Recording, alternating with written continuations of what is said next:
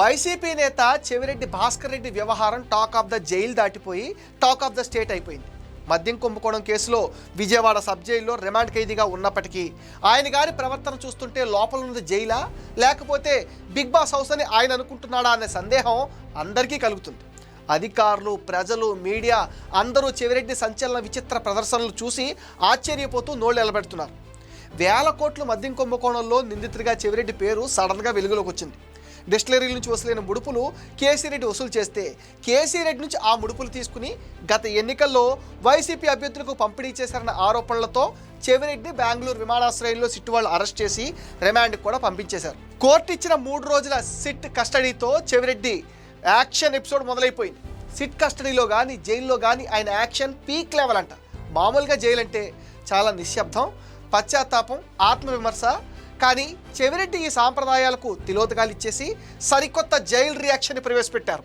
ఆయన అనుచరులైన బాలాజీ కుమార్ యాదవ్, నవీన్ కృష్ణలను ఇండోర్లో అరెస్ట్ చేసి గుంటూరు జైలుకు తరలించారన్న వార్త విన్న చెవిరెడ్డి తనున్న సెల్ తలుపును గట్టిగా కాలుతో తన్ని పెద్దగా కేకలేశాడట.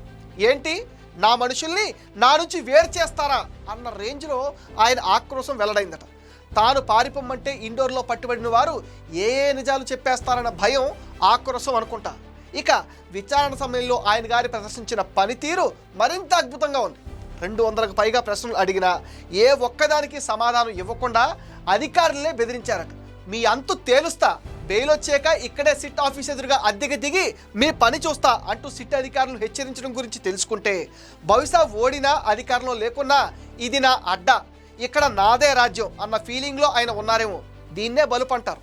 అంతేకాదు ఆహారం, నీరు తీసుకోకుండా విచారణకు ఆటంకం కలిగించేందుకు ప్రయత్నించారట. ఇది మరో రకమైన ధర్నా పద్ధతి.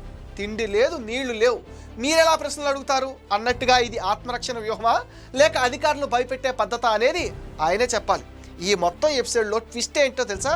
చెవిరెడ్డి విచారణలో చేసిన ఓవర్ యాక్షన్, జైల్లో చేసిన సైకో బిహేవియర్ మొత్తం సిట్ వీడియో రికార్డ్ చేసినట్ట. ఈ వీడియోని ఇప్పుడు కోర్టులో సబ్మిట్ చేయబోతుంది. అగ్రెసివ్ డిఫెన్స్ టెక్నిక్తో పేటరేగిపోతున్న ఈయన గారి విపరీత ప్రవర్తనను కోర్టు పరిగణనలోకి తీసుకుని చట్టం, న్యాయం ముందు అందరూ సమానులే అని గుర్తించాలి. చూద్దాం మరి ఏం జరుగుతుందో.